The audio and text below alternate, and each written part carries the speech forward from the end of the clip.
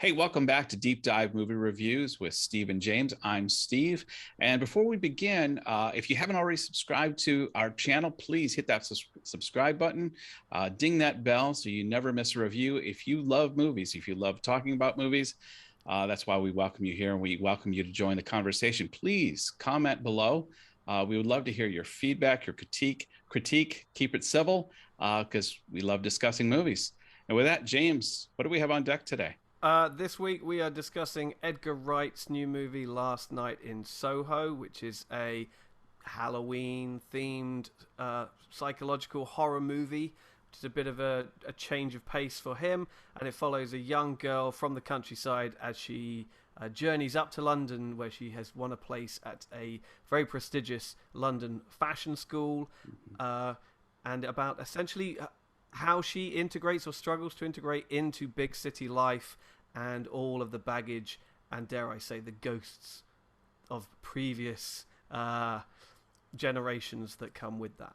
Right. No. So, initial thoughts. I mean, I think we're both Edgar Wright fans. Oh, very much so. Yeah, Mhm. yeah, very much so. I was a big fan of Spaced, his TV show with Simon Pegg and Nick Frost, and then when he transitioned into movies, particularly the Cornetto trilogy, as it's called, Right. Yes. Shaun of the Dead, Hot Fuzz, and The World's End.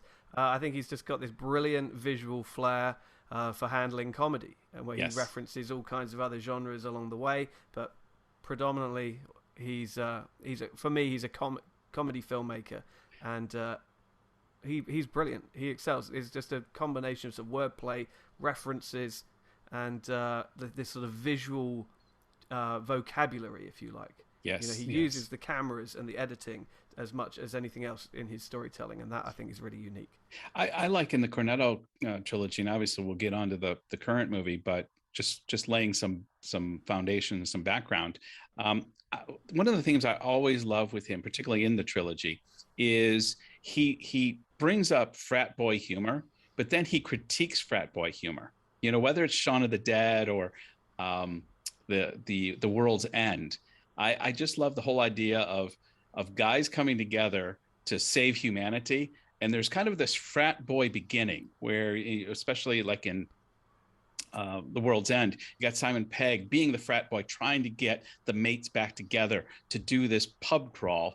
And everybody else has kind of grown up, and it's like we don't Right.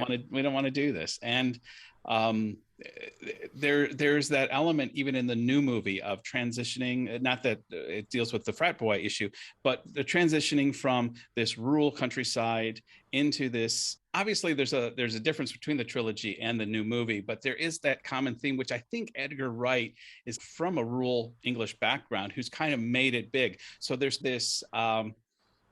He superimposed his character a little bit, I think, into his movies, and he's living out some aspects of his own biography in some of this, although he's not usually, obviously in real life, fighting zombies, space aliens, or in the current movie, killers from the past. Yeah, no, I think there's a lot of truth in that. I think he is from a school. I think he's actually from a town called Wells, which Mm-hmm. is the town where they shot Hot Fuzz. I'm pretty Right. sure I remember him saying that that's where he grew up, and I think that that's kind of. I mean, it's an American thing, and I suppose it applies to a lot of places, but it's a very British thing that a lot of people don't come from London, but will always inevitably gravitate towards London. And I think he was one of these people, who grew up in a small town in the countryside and then came to London for university and sort of stayed. Um, and I think you see that in all of his films. It's in like The World's End. They grew up in this small town, Right. and I think that is actually shot, at least in part, in the town I was born in. I didn't grow up there, but I only found that out afterwards. A place called Welwyn Garden City, which is, again, just a small distance outside London. But I think I wouldn't recognise it because I left when I was 2. But Right. Right. apparently, anyway, nice bit of trivia for you. But there you get the impression that everybody has kind of grown up, gone to London to chase their careers and families and start families and what have you, and he's dragged them back to this fictional town where, because he has quote unquote never left. He's never left adolescence. He's never really left the town. He's never taken that big step and grown up. And I think Edgar Wright recognizes in all of his films what an important step it is to leave your hometown. And that plays out in the new movie perfectly, because I mean, it is small-time girl going to big city London. Mm-hmm. No, yes, absolutely. And so in that regard, you're seeing Edgar Wright, touch on all of his sort of favorite themes in that regard. It's kind of like the opposite of Hot Fuzz. Mm-hmm. Hot Fuzz is the big city cop that has excelled so much he's making everybody else look bad. Yeah. That they banish him to, he's essentially sent into exile. They banish him to this small, innocuous town where nothing ever happens to get him out of the way, because, they can't fire him. So they just want to sort of brush him under the carpet by doing that. And then obviously he manages to, he can't help himself but uncover a great conspiracy going on there. And that's what he really seems to enjoy, is taking two genres and mashing them up and creating a fusion. Let's take the frat boy element in World's End and mix it with aliens and do a whole Mars attack type thing. Let's take the rom-com genre and Shaun of the Dead and see what happens when we add zombies to it. Right. Let's take the coming of age in the new movie Last Night in Soho. Let's take the little small town girl moving to the big city, give her a mental health issue and psychotic dream sequences with a murder involved. So he takes these genres and he just collides them, and he sees, well, let's see what comes out in the wash. I think sometimes it's successful. I think in the current movie, it's hit and miss. Yeah, I do feel that, just to get right into it, that Last Night in Soho is only sporadically successful. Mm-hmm. I think for the most part, I liked the first half. I liked the setup. I liked all the, as you say, small town girl coming to the big city stuff.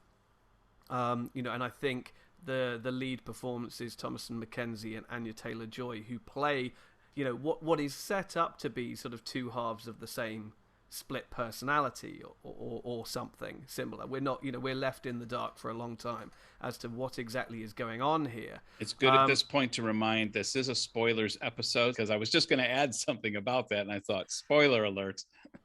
Yes, yeah. We're going to talk about everything in this movie. So I liked a lot of that. I think a lot of that is closer to the previous films than where it goes in the second half. I think he feels very comfortable doing all of that. As we've said, that is kind of his experience. And I think there's also a lot of comedy, particularly how she relates with her fellow students in their halls of residence, and the clash of character between her and her roommate and that kind of thing that leads her to move out and to move into this sort of bedsit where everything starts getting weird. All of that stuff is really, really good. He's obviously, when he's doing that, he's referencing, an entire kind of subgenre of British movies. Because what happens is, at night, is she dreaming? Is she imagining? Is she being magically transported back to the 1960s and perhaps even into the body of this young woman, Sandy, who similarly came to the big city to be a singer and is sort of forced to contend with the darker side of seedy 60s London. Right. And there's a whole subgenre there of sort of 60s movies, things like Roman Polanski's Repulsion, mm-hmm. with Catherine Deneuve, where she's from out of town, and she locks herself in an apartment while I think it's her sister's apartment while she goes away, and she slowly turns all a bit screwy. Yeah. There's Darling with Julie Christie, which is a young ingenue in the fashion world in swinging 60s London. You've also obviously got things like Blow Up, Antonioni's Blow Up, and even films like Alfie. I know that's like a man's take on it, but it's still very much the same world. And so there's a huge plethora of material that we know Edgar Wright knows inside out, and is going through all of that. Tick, tick, tick, tick. Here's my nods to this, and then there are also films like, I think the one that springs to mind is a film called Georgie Girl. which is where the song comes "Hey from. Yeah, there, Georgie Georgie girl." girl. Yeah, we're not. Yeah, we better not sing the whole soundtrack. Oh, which is excellent. Although I'm sure we'll get to. we should get to the soundtrack. Yes, absolutely. Yeah, Georgie girl is, you know, I don't think she's from the countryside if I remember rightly, but she's like sort of innocent, working class, young girl, and it's about her sort of sexual awakening as much as anything else. And a lot of these films end with a unwanted pregnancy, and become a very sort of cautionary tale about the nightlife of the city, and all boys are terrible, and they're up to no good. And it's either ends in an abortion or an unwanted baby, or and it's just like, well, you should have stayed at home. And it's one of those movies. And Very 60s or 70s theme for sure. Exactly. And so the first half of the movie felt to me very much like that. Mm-hmm. It was homaging and paying praising all of those movies, which are such a important part of the history of British cinema. And I was like, yeah, good for you, Edgar. This is great. In the second half, when it starts to solidify its supernatural themes and its psychological themes and its horror themes, and actually make choices rather than suggest all of this ambiguity as to what exactly is happening, I found it was less and less successful as it went on. But what do you think? No, I agree. You came at it from the British perspective, although I have seen Alfie with Michael Caine. The other ones I hadn't seen, but I was immediately. I thought one of the things I thought didn't work at the beginning was I was getting that whole somewhere in time feel, where we're going to go into the past because we're going to recreate, and we have a mental issue. We're going to go back into the past mentally, and it's left to our imagination whether the person is really time traveled or whether this is all just happening in their mind.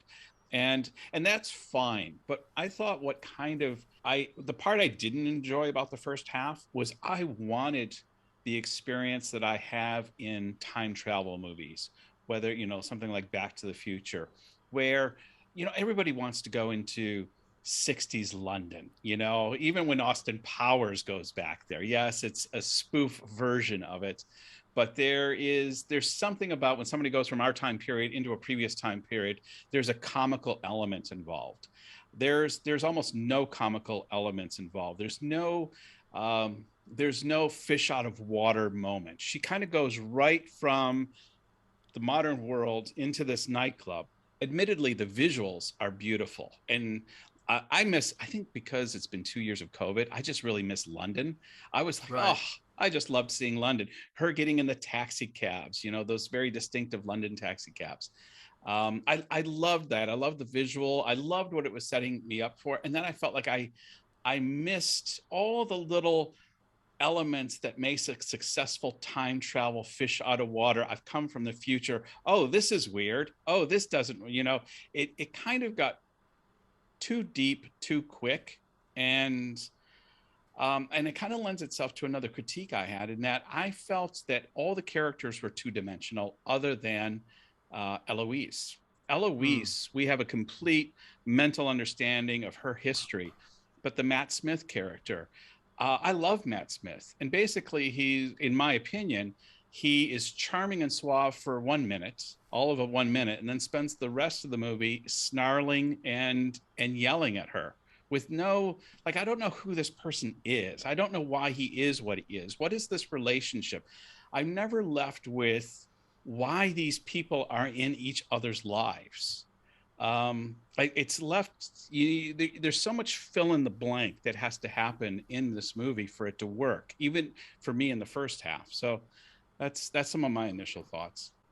Yeah, I think the one of the thing I was sort of most disappointed with in the execution was how sort of naive and two-dimensional the film's view of 1960s London was. Mm-hmm. And even to a certain degree contemporary London. The film very much sort of sets up pretty early on, it's the big bad city, right. And you've got to watch out for yourself, otherwise you can and will be taken for a ride one way or another. You will be exploited and it will all end badly. And I thought that was kind of disappointing for someone like Edgar Wright, who has spent his whole career sort of telling stories set in London or with characters from London who seemed to always get it and get that you can have a perfectly healthy relationship with the big city and that you can make the most of opportunities that are available to you, but you just need to kind of watch your back a little bit. Yeah. Here, it was very black and white, like, no, it's a horrible, evil place, and you will come a cropper. It's just a case of when. Yeah, and even those cute little cabs, well, it has a nasty little sexual predator behind the wheel.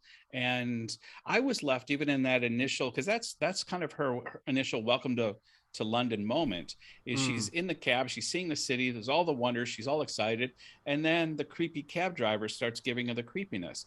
And you're left kind of thinking, because she's looking out the window and he's waiting there, I'm thinking, is a cab driver really? Right. Like I've been to London tons of times. I mean, granted, I'm a guy. I'm not going to experience things the same way as a young, pretty woman, but I'm thinking, really? And then, so I was left thinking, James, is this leading to other things? Is she predisposed to see reality in a certain way and in a different perspective, almost like we talked about last week in the last duel? If we got to see that whole encounter from the cab's perspective, would he have had this innocent conversation with her and just offering her advice about the city?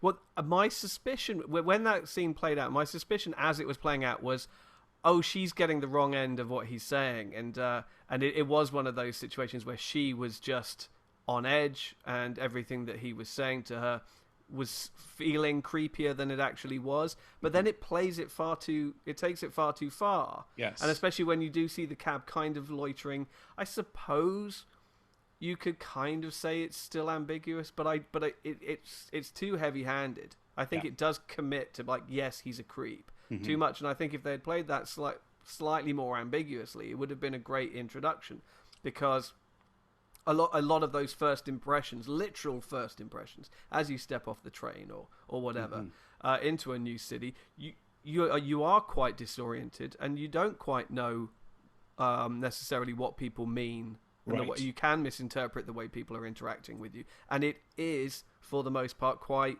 innocent and quite innocuous, and it's you just being on the back foot a little bit. But I felt that it didn't give the cab driver the benefit of the doubt, or give London the benefit of the doubt. No, and because that was my first encounter with her in London, it really set for me how I viewed the rest of the movie, pretty much up until the big reveal with Diana Rigg at the end. I was seeing this all. This is just there's no time travel involved at all here. No. She is mentally unstable, and I'm not watching a time travel movie. I'm watching a movie about a really mentally disturbed woman's breakdown in London. That's what I felt like I was watching. Yeah, I mean, as far as the time travel element goes, I mean, I think I sort of embraced it as pretty much straight away that she's not physically time traveling, Right. and so I think that's what, when you were saying that you wanted a sort of fish out of water experience, my understanding was that when she's asleep or at night, whether she's asleep or not, she becomes Sandy, and Right. Sandy is a young woman who is kind of more experienced, does know her way around, does know the people, and so Sandy is not going to behave as though she doesn't understand where she is or what she's doing. And so I felt that it was almost like Eloise had been transported into Sandy's body, and so was experiencing in a kind of sort of passive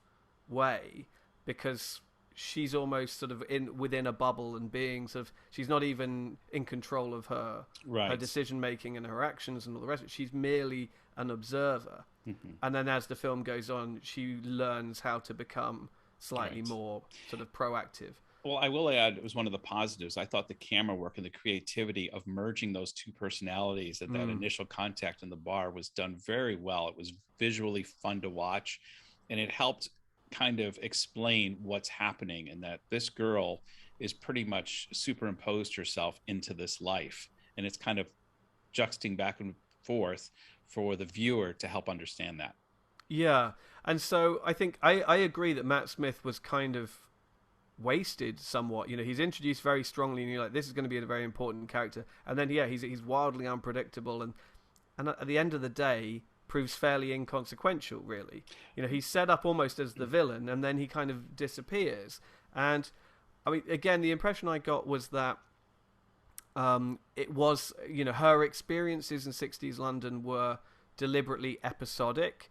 She wasn't, even though she traveled there, quote unquote, every night, for Sandy, that wasn't the next day, the next day, the next day. It was merely just sort of at some point later, and so you get the impression that every night Eloise connects, however, with Sandy.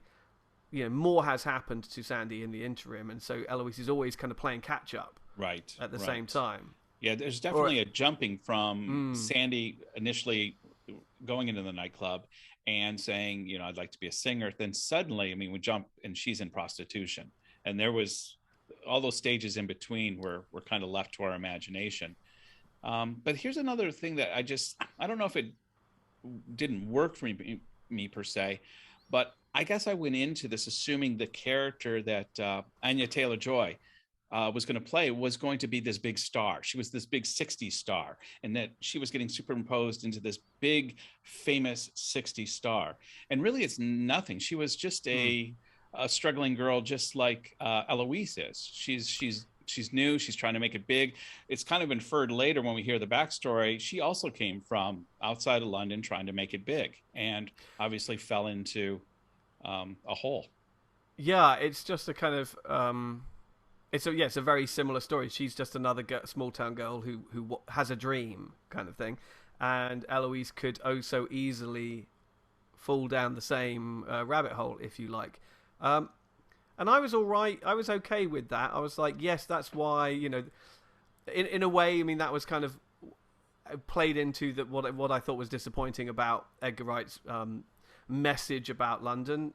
Mm-hmm. It was that any this can happen to any young girl, and all too frequently does. Mm-hmm. And for me, that was just a little bit frustrating. I was like, yeah, James, that whole London's bad motif that proliferates the movie. When she's looking for missing people, like, oh yeah, London's littered with them. Hundreds of, I think that at one point it was like people die all the time or go missing all the time. I'm thinking, really? In London, people just go missing all the time?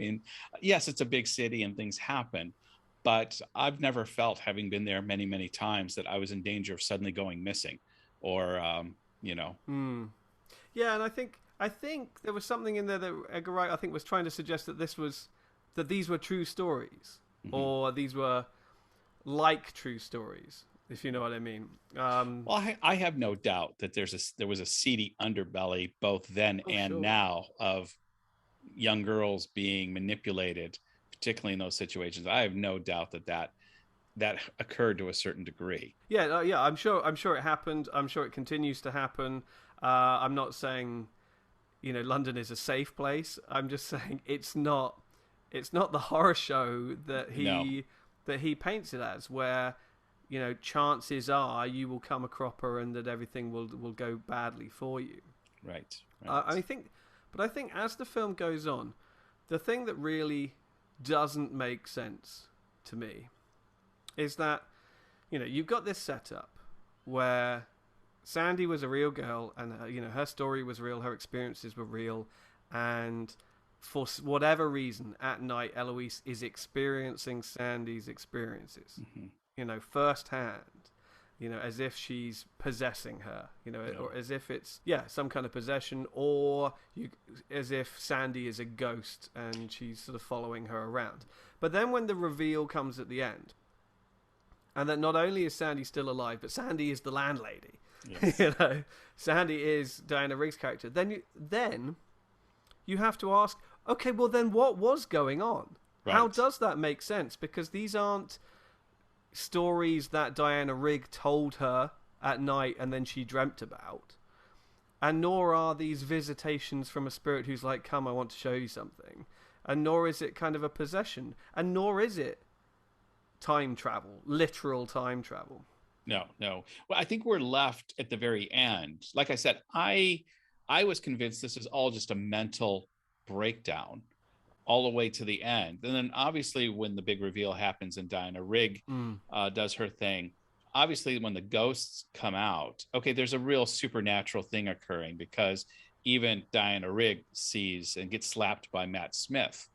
Um, so we're left with, okay, this is a real supernatural element. Somehow through her mental breakdown or something, she's tapped into a very real supernatural event here. And here's the thing is, you said how the end doesn't work for you. The end actually helped me like this movie a little better. Okay. I thought the twist was not a bad twist. I thought having Diana Rigg be Sandy and have the life that she lived, I thought, okay, it kind of works for me. I'm not saying it was a slam dunk, like, wow, that was like the Sixth Sense ending, Mm-hmm. but it was like, okay, that works for me. That Terence Stamp, and we'll get into the casting in just a moment, with Diana Rigg and Terence Stamp and the main characters. But that Terence Stamp was not Matt Smith, which was what was kind of alluded to. Mm. In fact, I was kind of guessing it wasn't, because they were going such out of their way to connect those dots. I thought, okay, there's got to be something here, because Yeah, this is too obvious. they're falling Yeah. over themselves to try to connect this. Yeah, which is weird, because if we're going to talk about Terence Stamp for a minute, who he does turn out to be is a character that really had one scene and then nothing was done with. The undercover cop working the scene or whatever, Sam Claflin's character. You're like, okay, this could be an interesting character, and then nothing. I will say it's good casting, because I hadn't ever thought of it before, but Sam Claflin and Terence Stamp do actually kind of look the same. I thought the very same thing when they finally connected those dots at the end. I thought, ooh, that worked really well. That's good casting. Yeah, I mean, that was. it means that the character went nowhere and his story went nowhere and he accomplished nothing, I guess.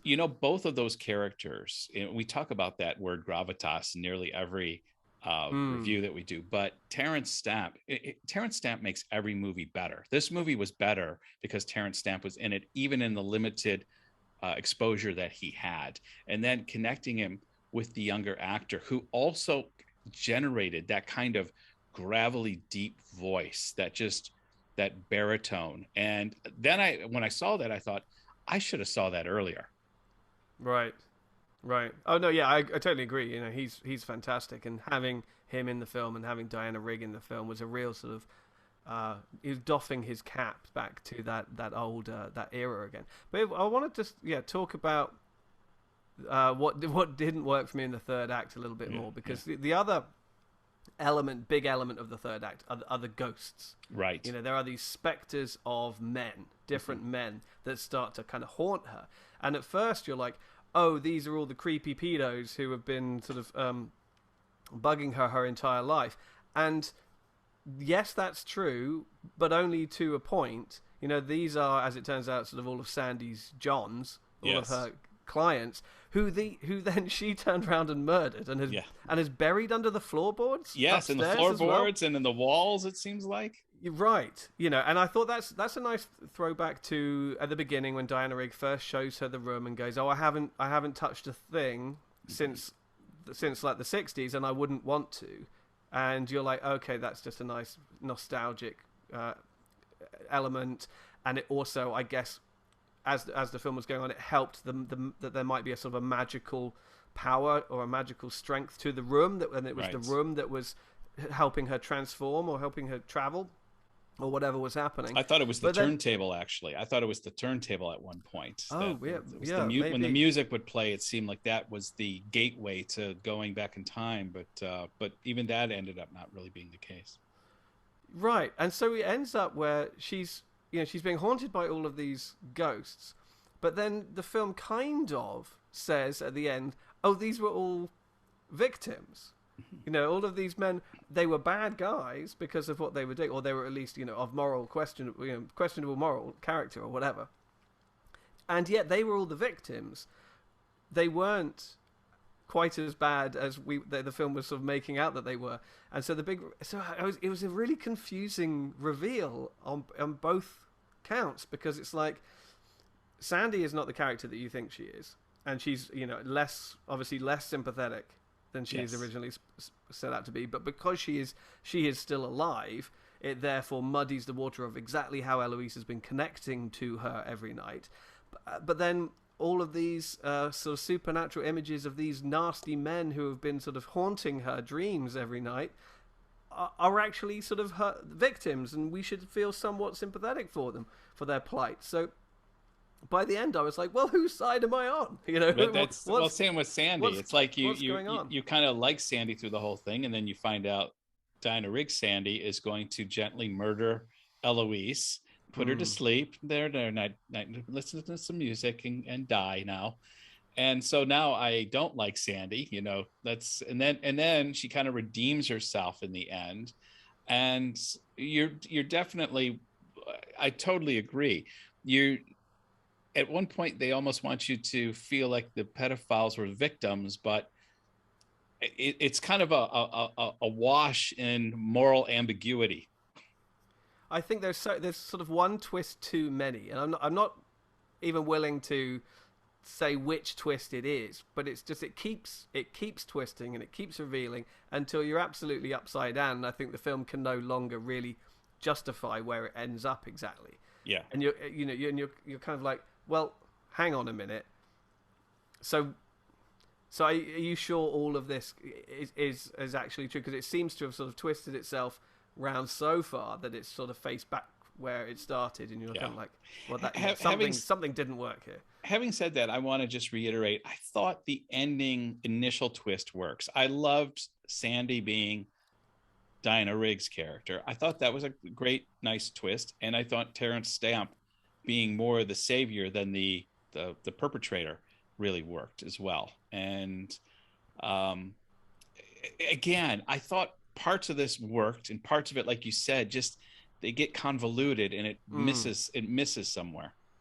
Yeah, and I think that in the end, that's what frustrated me so much, because I think one of the things I have appreciated about Edgar Wright and his filmmaking thus far is how tightly everything comes together in his films. Mm-hmm. How there's never an ounce of unnecessary exposition or throwaway dialogue, in the first half of his film, but increasingly, particularly in what's called the Cornetto trilogy. Right. Everything that every character says in the first half will pay off in the second half, mm-hmm. and actually sort of a deeper meaning, right down to like the names of the pubs and everything like that. It's really, really, really smartly done, and I felt that seeing it all kind of somewhat unravel mm-hmm. in the second half of this film, I felt was little bit disappointed. I mean, not to throw anybody under the bus, but it should be pointed out that Edgar Wright didn't write this one on his own. I mean, he's written the previous films, certainly the comedies, with Simon Pegg. And this one was written, I think actually the sole screenplay credit is Christy Wilson Cairns, whose work I don't think I'm familiar with outside of this. She did. I've got it in front of me now. She was a writer on Penny Dreadful. Yes, which was a fun series for sure. Mm-hmm. And also she wrote 1917, the Sam Mendes World War I movie from a couple of years ago. So she's got some chops. Yeah. She's also writing Taika Waititi's as yet unfilmed new Star Wars movie. Interesting. I'm looking forward to his Willy Wonka attempt, but we're getting off track with that. But here again, and maybe we can delve a little into casting if you're ready to move in that direction. I wanted to say listen, I thought Thomasin McKenzie was great. I thought she did a really good job. I thought the casting all around is really strong in this. So what I'm about to say does not mean to besmirch what she brings to the table, but she has got such heavy hitters around her. And this movie is almost solely 95% about her, to the point where everybody else around her is a two-dimensional character up until Diana Rigg at the very end. I just thought I got disappointed because at times I was tired of an hour of mental psychosis and her flipping out and attacking roommates and wigging out and trying to convince everybody she's okay, when I wanted to see more interaction with Anya Taylor-Joy and Matt Smith. I wanted to see Mm. more interaction with Terence Stamp. I thought, you've got these people. Like, did you tell Terence Stamp will pay you, but Terence says, you only got me for 2 days. Okay, we'll use you for 2 days. I don't know what the arrangement was there, but I'm thinking, you've got some quality people. I want to see some interaction with those quality people rather than watching Matt Smith snarl for an hour and a half, or Terence Stamp basically going, "You don't know who I am." It's just like Right. very basic dialogue, which I thought was they were underused. I agree with you actually. I think considering how much effort was put into kind of the production design, the costume design of recreating 60s London, what actually went down in that part of the film was relatively sort of underwhelming and simplistic Mm-hmm. compared with what happens. It seems like all the heavy plot stuff happens in the modern day, in the contemporary parts of the film. Yes. Whereas, for an audience, that's the less interesting part of the story. She's being magicked into 1960s London, so that's where it all needs to happen. And that goes back to my initial critique was, I want the funness of time Mm. travel. I want to see the fish out of water. I want to see what is 60s London. I didn't get to live in 60s London. I want to see No, 60s not as London, I. you know. And also, I think that I did Sandy, live in 90s Hong Kong, baby, and that's that that's that's something. that's pretty close. I was in 90s Manchester. That was kind of fun. But Yeah, hey, I imagine it was actually it was pretty good. That was pretty good. train But spotting days. exactly, it was Cool Britannia, Oasis, and all of that kind of stuff, and the Yep. Euros, and it was an exciting time. We can do a whole episode on Cool Britannia movies of the 90s. Okay, yeah, we'll do that. That's We'll yeah. do that. But I think it boils down to the fact that I think that Sandy is a more compelling character than Eloise at the end of the day, and so I Yes. wanted to spend more time with Sandy. But then what was happening to her on screen um, was far too two-dimensional, like you said. It was just like, oh, okay, yes, she's being surrounded by nasty guys. Yes, that should be terrifying, but for some reason it isn't really. Mhm. I'm not all that worried about what happens to her, really. Yeah. Not as much as I should be. Whereas poor, meek, twee Eloise, who's this little country mouse who's in the Mhm. big city, I'm like, come on, do something, interact, because she's clearly the character that we should be worrying about. Yes. But I'm not that interested in spending the time with her. I wanted to Mhm. spend the time with Sandy, but then when I did, it was kind of like not really going anywhere. Yeah. And the story that was going somewhere was Eloise's story, but I didn't care about her enough, Mhm. I think. That was one of the dilemmas, is not caring about her enough. I felt more sorry. This woman has severe mental issues. She needs to be Right. not running around the streets of London. She needs to be in a psychiatric ward somewhere. That's what I was really thinking. Sure. And I thought that was a kind of nice little sort of bait and switch, in a way, that when she moves out of halls and into this nice, seemingly nice house, you're like, okay, good, this is where she should be. And with, there's this nice sort of motherly figure who's strict but is gonna have Yeah. her back and look after her, is living downstairs. But then obviously they pull that rug out from under her, and I thought that in and of itself was quite nicely done.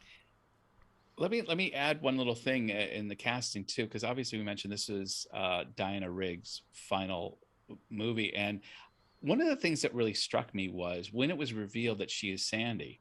I Mm. thought, and there was these moments where Diana Rigg now, instead of Eloise, it's Diana Rigg who's juxtaposed with Anya Taylor-Joy, and we're seeing the young and the old. And it really struck me. I mean, I don't know how many of our watchers and listeners know that Diana Rigg was at one time one of the biggest sex symbols in the world.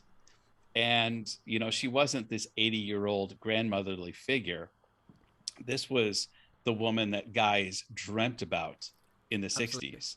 And I just love that moment where you've got a 60s sex symbol. You had a very beautiful Anya Taylor-Joy juxtaposed with an ancient older woman. And it got me thinking was, Diana Rigg was this girl. Diana Rigg was the Avengers. Absolutely. She was Emma Peel. She was, She was a Bond girl. she was a Bond girl. She was Tracy Bond. She is played Bond's wife, who was murdered by Blofeld. That we were talking about just the other week. Yeah, and I was a big Avengers fan, and a lot of people don't know even the reason they gave her the name Emma Peel was they decided whoever they hired had to have man appeal, and that's where they got the name Emma Peel. I didn't know that. She has man appeal. Yep, she's literally, her name is Appeal. Yeah, yes. I like that. And but without a doubt, I mean, I know that I mean, like literally everything she was doing at that time was just, she was a sex bomb. I mean, like I said, I was an Avengers fan, the reruns in the 80s, and I adored Diana Rigg. She was my, when you're a teenage boy, young 20s, you got this idealized woman. It was Emma Peel. It was Diana Rigg. Fantastic. Yeah, so I think it's brilliant casting for that reason. Yeah. It's like people of a certain age. She's not just that old lady from Game of Thrones. No, the old schemer from Game of Thrones. She's lived a life. She did the karate chops, man. She seduced the men. She did the karate chops, and she saved England every week on the Avengers. Yeah, in sort of thigh-high leather boots. Yeah, the cat suit. That's cat suit. That's what I was thinking. The famous. She made the cat suit famous. Absolutely. I mean, I think the one other thing I really want to sort of touch upon is Edgar Wright's influences when he does go into horror. If we're talking about the twist at the end, and we're talking about who Diana Rigg's character is, there is a very prominent predecessor to that idea, and that is a film called 10 Rillington Place. That's another sort of British movie. I think that's from the 70s, but stars Richard Attenborough. Okay. The great statesman of British filmmaking. People will know him as Richard Hammond from Jurassic Park as well. Yes. But he made Gandhi and all of these sort of classics. Bridge Too Far. But he starred in this film 10 Rillington Place, which is all about this quiet, unassuming guy who lives in one of these sort of terraced houses in London, who takes in lodgers and murders them and buries them in his back garden, like in his back garden and under the floorboards. And that was a true story, and it went on for years and years and years. And then he was eventually caught and tried for about sort of 10 counts of murder or whatever. Oh, that's and so crazy. There are definite, very deliberate nods to that case in the reveal at the end there. But I think more important than that is that when it's really going into the horror elements, it chooses to go into a kind of really luridly colored sort of slasher style of filmmaking, which to me really recalls like the Italian giallo films of like the 1970s. Yes. And especially films like Suspiria, the Dario Argento film Suspiria, or Mario Bava's Blood and Black Lace, and films like that. Specifically those, because they were all about the unseen black-gloved killer who would stalk pretty young women who were always either dance students in an academy, or models all living together, or fashion students. I was just going to say, in this case, a fashion student. Yeah, and so that that's kind of always what this run of beautiful young women who are killed one by one. And I think that one of the things that Edgar Wright does do well in this second half is to subvert that motif by having it be the pretty young woman who's murdering all the men, right? Or the sort of the shifty men. But he, I know for a fact, he's very well versed in this kind of cinema, and so it's not coincidental. I mean, Suspiria in particular is a film that heavily influenced films like Black Swan, for example. So that's a film all about blurring the lines between what's real and what's fantasy. It's about vulnerable young women not in their hometown. I think it's about an American student who moves to, I want to say, Berlin. I'm just going to say it's 2 hours of my life I'm never getting back again. Boo! Well, which version? Because that one was remade. I don't know. I watched it. I watched the Natalie Portman. I watched it as a prelude to the Oscars. Yes, I watched it as a prelude to the Oscars. Oh, okay. So I watched the original theatrical version. Sorry, no, I thought you meant Suspiria. So you're talking Black Swan. Black Swan, yeah. You Yeah. didn't like Black Swan? No. No. Ah, I'm deeply, deeply hurt. Yeah. No. No. It just it didn't work for me. Okay. Well, if you I haven't seen Suspiria, particularly the original 70s okay. Dario Argento film, it's only 90 minutes. So at the Okay. very least, you'll be saving half an hour. I love Um, older movies. 90 minutes. You know, this two exactly. two 2 hours 40 minutes. So it's just getting too much. Who has the time? Yeah, Yeah. exactly. I think no film should be over 90 minutes. And I love a long movie when it deserves to be, but no film. If I had to decide, if I had to make a decision one way or the other, no film should be over 90 minutes. Yeah. If you can't say it in 90 minutes, Then it's make not it worth a then saying. make it a make it a trilogy or something. You know. That's there. Do that exactly. So yeah, so he's definitely influenced by all of these Giallo films from the 70s, which are a lot of fun. They're very, very stylish to look at, and you know the color palette is often incredibly bright, incredibly lurid. You know, all these clashes of colors. You know, it's so that the blood looks even better Yeah. when we get to those moments. But it's also about sort of beautiful young women being horribly murdered. Is essentially what that entire genre is about, and that's what is informing how Edgar Wright approaches that part of the movie. Hmm. And so I got to give him credit for that. You know, he's got his motifs in place for Yeah. sure. Yeah. Well, is there anything else you'd like to address before we go into maybe final thoughts and a score? Well, yeah, we should certainly talk about the soundtrack, because Oh, I of think course. one of the Yes. great strengths of the film is its 60s soundtrack. You know, it's one of the things that sets Eloise apart from her peers when on arrival in London. She comes up against some very snooty fashion students who pick her apart immediately for showing up in her own clothes that she has designed and made herself, which I think highlights maybe her sort of meager financial background to a Right. degree, but also just that she's from a small town. It's a kind of small town thing to do. It's an old fashioned thing to do, is to make your own clothes. I know they're fashion students, and yet, you know, her stuff isn't exactly very daring No. fashionably. No. It's very sort of high collar, buttoned up, long dresses and cardigans and that kind of thing.